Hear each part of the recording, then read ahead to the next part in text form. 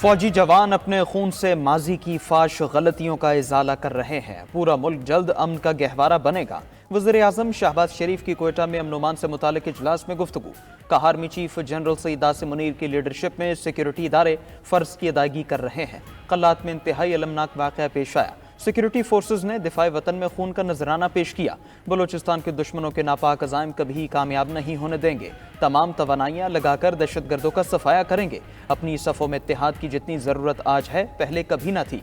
इत्तेफाक और इत्तेहाद से चैलेंजेस का मुकाबला करना है। हम कायम कर लें, फिर सियासत भी होगी और सियासी मैदान भी सजेंगे। वज़ीर आज़म शहबाज शरीफ की CMH कोयटा जाकर जख्मी जवानों से भी मुलाकात। कहा, आप सब कौम के हीरोज़ हैं। मुझ समेत पूरी कौम को आप और आपके अहले खाना पर फख्र है। जख्मियों ने कहा, मुल्क की खातिर जान का नजराना पेश करना पड़े तो हमें इस पर कोई मलाल नहीं।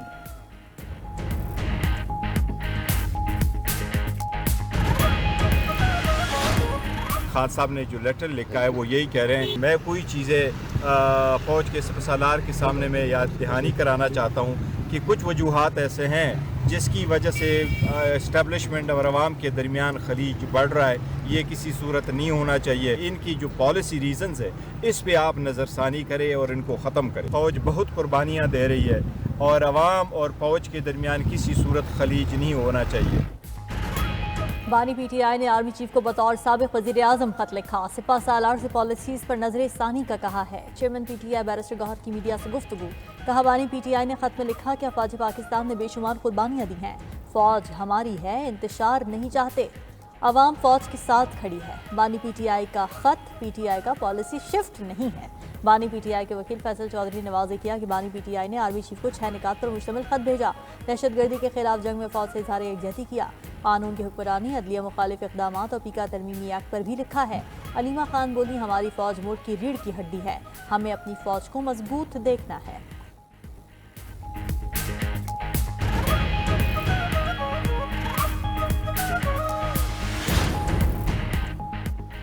बानी PTI अवाम और फौज के दरमियान गलत फहमियाँ पैदा करने की मुहिम जोई में लगे हैं। दानिस्ता तौर पर पाकिस्तान को सानहे से दो चार करना चाहते हैं। वज़ीर आज़म के मुशीर राना सनाउल्लाह का रद्द-ए-अमल। सवाल उठाया कि उनके खतूत के पीछे कौन सी लॉबीज काम कर रही हैं। ये खत लिखकर दहशतगर्दों की सपोर्ट कर रहे हैं। इनको समझ नहीं या फिर जानबूझकर कर रहे हैं।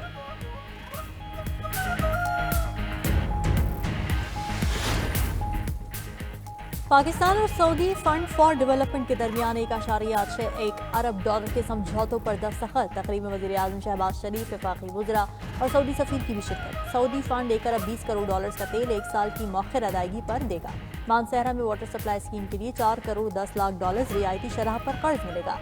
वज़ीर आज़म से सऊदी फंड बराए तरक्की के वफ्द की मुलाकात। वज़ीर आज़म ने ताउन को सराहा। ग्रीन एनर्जी समेत दीगर मनसूबों पर काम की रफ्तार तेज करने पर जोर दिया। चीफ एग्जीक्यूटिव SFD ने मुश्तरका मनसूबों में मुकम्मल ताउन की यकीन दहानी कराई।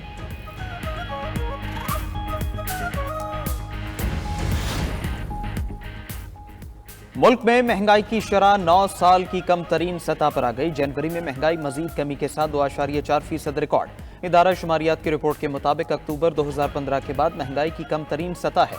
वज़ीर आज़म शहबाज शरीफ का महंगाई 9 साल की कम तरीन सतह पर आने का खैर मकदम।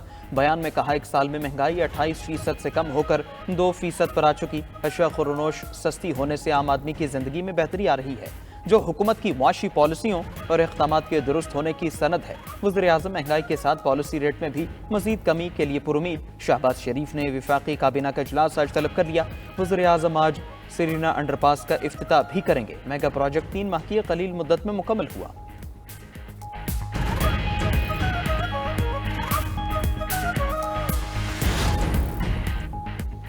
Chief justice Pakistan justice Yahya Afridi ने जजेस का तबादला खुशाइंद करार दे दिया। कहा, इस्लामाबाद हाई कोर्ट में आए जजेस की हौसला अफजाई होनी चाहिए। दूसरे सूबों से मजीद जजेस आने चाहिए। जजेस की तैनाती और ट्रांसफर दोनों अलग मामले हैं। तमाम जजेस को फेयर चांस मिलना चाहिए। इस्लामाबाद विफाक की अलामत है। जजेस का तबादला आइन के तहत हुआ। आर्टिकल 200 के तहत यह अच्छा इकदाम है। इस्लामाबाद हाई कोर्ट किसी एक खास की नहीं, पूरे पाकिस्तान की है। जजेस को चाहिए इस इकदाम को सराहें। मजीद कहा, वो रोजाना 30 से 40 केसेस सुन रहे हैं। ज़ेर इल्तवा केसेस का बैकलॉग खत्म करना है।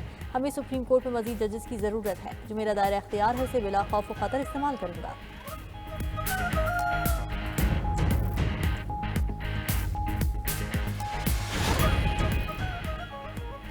इस्लामाबाद हाई कोर्ट में 3 जजेस की तैनाती के बाद सीनियरिटी लिस्ट तब्दील। Justice Sarfraz Dogar senior puisne जज इस्लामाबाद हाई कोर्ट बन गए। Justice Mohsin Akhtar Kiyani seniority list में दूसरे नंबर पर चले गए। जस्टिस मियां गुल हसन औरंगजेब का तीसरा, जस्टिस तारिक महमूद का चौथा और जस्टिस बाबर सत्तार का सीनियरिटी में 5वां नंबर है। इस्लामाबाद हाई कोर्ट की इंतजामी कमेटी भी तब्दील। जस्टिस सरफराज डोगर और जस्टिस खादिम हुसैन सोमरो इंतजामी कमेटी के मेंबरान मुकर्रर। हाई कोर्ट में ट्रांसफर होने वाले 2 जजेस ने जिम्मेदारियां संभाल ली। जस्टिस सरफराज डोगर के पास 3 और जस्टिस मोहम्मद आसिफ के पास 2 केसेस मुकर्रर थे। जजेस की ट्रांसफर के खिलाफ हड़ताल के बायस वकला पेश न हुए। लॉ अफसर, सरकारी वकला और दरखास्त गुजार खुद अदालतों में पेश होते रहे।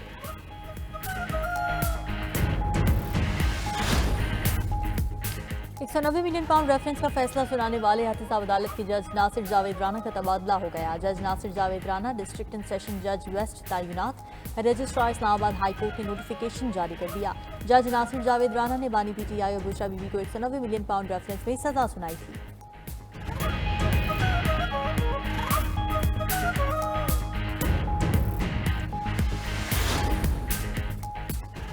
पी का कानून यकतरफा बना, सहाफ़ी बरादरी से मुशावरत होनी चाहिए थी। सरबरा JUI मौलाना फजलुर रहमान का कहना है, सदर ममलकत ने यकीन दिलाया था कि मोहसिन नकवी से मुशावरत करेंगे। लगता है ऐसा दबाव आया कि सदर ने जल्द ही दस्तखत कर दिए। हुकूमत अवाम की मुंतखब नहीं है, स्टैब्लिशमेंट के इशारों पर चलती है। 26वीं आईनी तरमीम में अदलिया को कमजोर करने की कोशिश की गई, जिससे हमने नाकाम बनाया। शाहिद खाकान अब्बासी ने सारा पी का एक्ट मुतनाज़िया करार दिया। बोले, पी का तरमीमी एक्ट काले कवानीन में एक और इजाफा है, ये कानून वापस करना पड़ेगा।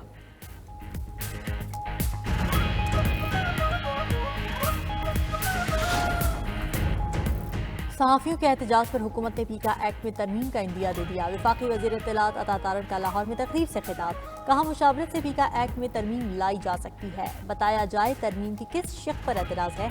पी का एक्ट सिर्फ डिजिटल मीडिया को कंट्रोल करने के लिए लाया गया। डिजिटल मीडिया पर दिन रात ख़वातीन की हरासमेंट होती है। क्या इन चीज़ों को देखने के लिए कोई साइबर इदारा है?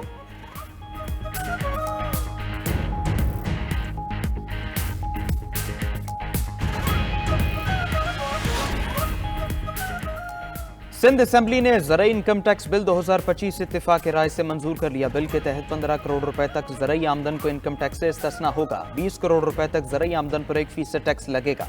25 करोड़ रुपए तक ज़रई आमदन पर 2% टैक्स लगेगा। 35 करोड़ रुपए तक ज़रई आमदन पर 4% टैक्स लगेगा। 50 करोड़ रुपए से ज़ायद ज़रई आमदन पर 10% टैक्स लगेगा।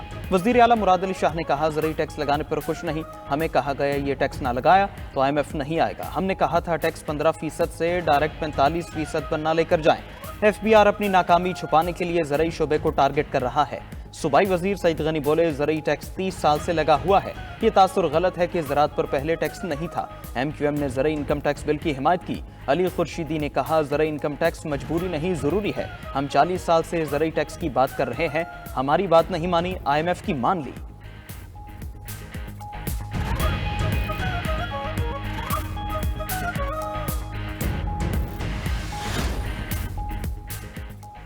मरीम नवाज की मेहनत से पंजाब में बेहतरी आ रही है, आवाम की मुश्किलात में कमी हो रही है। नवाज शरीफ की पंजाब असेंबली के अरकान से मुलाकात में गुफ्तगू, कहा आप सब मेरी ताकत और इज्जत हैं। वज़ीर आला पंजाब मरीम नवाज बोली, हमारी कारकर्दगी पर सबसे बड़ा चेक आवाम और नवाज शरीफ हैं। अरकान असेंबली ने कहा कि मरीम नवाज ने नवाज शरीफ और शहबाज शरीफ के दौर की याद ताज़ा कर दी।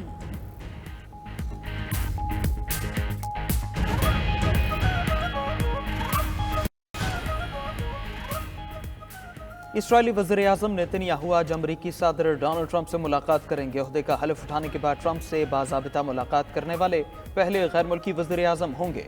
अमरीकी मीडिया के मुताबिक मुलाकात में गजा और ईरान के अहम तरीन मामलात ज़ेर बहस होंगे। मीडिया से गुफ्तगू में नेतन्याहू ने कहा, हमने जंग के दौरान जो इक़दाम किए उसने पहले ही मशरिक़ वस्ता का चेहरा बदल दिया है। यकीन है सदर ट्रंप के साथ मिलकर इसे और भी बदल सकते हैं।